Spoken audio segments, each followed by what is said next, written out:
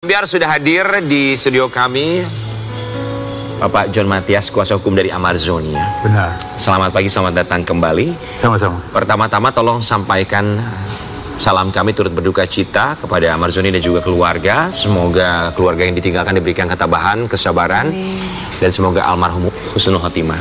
Amin. Amin robbal alamin. Buat Bang John Matias sebagai kuasa hukum dari Amarzoni, kalau boleh cerita sama kita, kronologisnya itu seperti apa sih kepergian dari ayahanda Amarzoni? Jadi pertama itu kan kami itu kan datang hari Rabu ya ke tahanan. Itu kan kami sidang perkawinan itu kan setiap hari Kamis. Jadi Rabu itu kami datanglah konsultasi dulu sebagai PH untuk sidang hari Kamis. Nah, di situ kami ngobrol sama Amar persiapan saksi. Nah, di situ dia udah mulai gelisah. Karena kan bapaknya itu kan udah lama sakit. Sakitnya sakit apa sih? Sakit kanker hati. Oke, stadium akhir. Oke, baik. Nah, jadi dia ngobrol, saya Om selalu terpikirkan bapak katanya. Dan saya merasa berdosa sama bapak.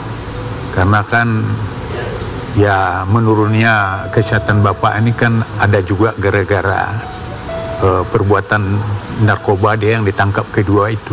Secara psikologis ya? Secara psikologisnya. Jadi saya pikir ya berdoa aja lah, aku bilang namanya kan semua kehendak Allah. Cuma saya sebenarnya udah ikhlas Om katanya. Oh ya kalau gitu ya kamu berdoa aja. Apalagi kan waktumu kan banyak di tahanan, tentu lebih banyak bisa sholat, bisa baca yasin, bisa berzikir. Nah itu yang hari apa? Rabu. Kemudian kan hari Kamis kami datang lagi melaporkan hasil dari persidangan yang hari Kamis itu. Nah di situ dia makin gelisah. Bagaimana Om katanya? Kalau seandainya bapak saya ini meninggal, saya bisa nggak menjenguk katanya. Ada ucapan seperti itu? Ada. Oke. Nah, ya saya bilang kan sesuai aturan SOP polisi kan boleh, aku bilang. Cuma satu kali, aku bilang. Apakah pada waktu kritis, apakah waktu meninggal, atau pemakaman? Nah, saya bilang gitu. Nah, saya juga sebagai PH tentu saya udah bersiap-siap apa mana kalah memang saya kan tiap apa juga kan dilaporkan tentang kesehatan bapaknya. Maka dari itu dia sudah ada feeling ya. Ada feeling. Oke, kemudian ayahanda almarhum meninggal di hari Sabtu. Hari Sabtu ya. Sabtu jam 8 malam. Jam 8 malam ya. Kebetulan kan Jumat itu kan kami ada di sana. Saya udah mulai koordinasi. Tentu untuk membon orang ini kan tahanan ini kan kalau keluar tentu izinnya kan SOP-nya harus langsung dari Kapolres. Nah saya udah koordinasi dengan penyidik. Nah, kemudian saya udah mulai juga pada hari Jumat itu kan bapaknya udah mulai drop. Kondisinya menurun ya sampai akhirnya menghembuskan nafas di hari Sabtu. Bang John tahan sebentar ya, kita mau kasih lihat juga buat Sobat Ambiar. Ini dimana ada momen ketika akhirnya memang ayahanda dari Amarzoni menghembuskan nafas terakhir. Dan kita tahu Amarzoni masih berada di dalam tahanan. Dan momen saat dia mengumandangkan azan. Kita akan kasih lihat dulu momennya. Ini dia. Amarzoni mengumandangkan azan di dalam tahanan ya. Melalui video call Sobat Ambiar. Karena memang sebetulnya hanya seperti yang disampaikan Bang John, hanya memiliki satu kali kesempatan untuk bisa keluar dari rumah tahanan untuk menjenguk di saat sedang sakit, atau di saat menghembuskan nafas terakhir, atau di saat pemakaman. Kemudian hak itu dipakai oleh Amarzoni ketika saat momen apa? Saat bapaknya udah meninggal, langsung melayat ke rumah duka.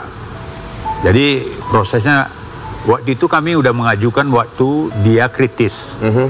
Nah tiba-tiba kan ya kami kan karena situasi kami kan dapat terus ya berita dari dari yang jaga bapaknya sakit di rumah. Ya kan selalu dikirimkan videonya, dan kami juga kirimkan ke pimpinnya Polres supaya mereka harus adalah nanti supaya izinnya dipercepat. Berapa lama di rumah duka saat itu?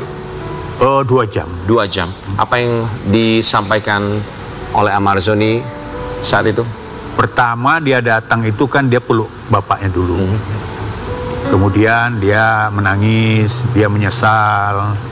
Kemudian gara-gara Amar tidak bisa merawat bapak.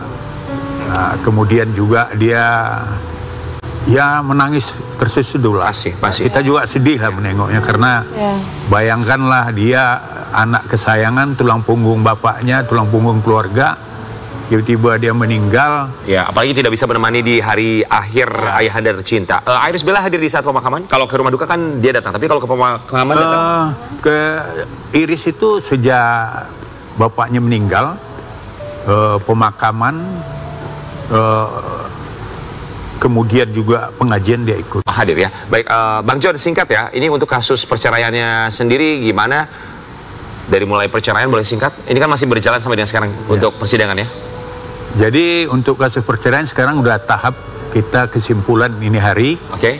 Kemudian 1 Februari nanti akan diputus. 1 Februari ya. Kemudian untuk proses kelanjutan hukum yang sekarang ini memang sedang menjerat seorang Amar Zoni, di mana kita tahu bahwa dia tersandung kasus narkoba bukan kali pertama. Ini kelanjutan hukumnya seperti apa? Hasil asesmen apakah nanti pada akhirnya mendapatkan rehabilitasi dari pihak kepolisian?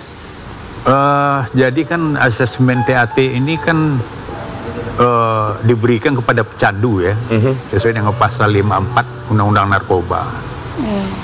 Cuma kan di Perkap Kapolri nomor 8 2001 itu kan memang untuk perbuatan berulang-ulang itu memang betul-betul penelitiannya agak lama ya? Agak lama dan rumit. Nah, jadi itu pun sebenarnya udah kita ajukan sesuai dengan prosedur itu sejak 18 Desember ya.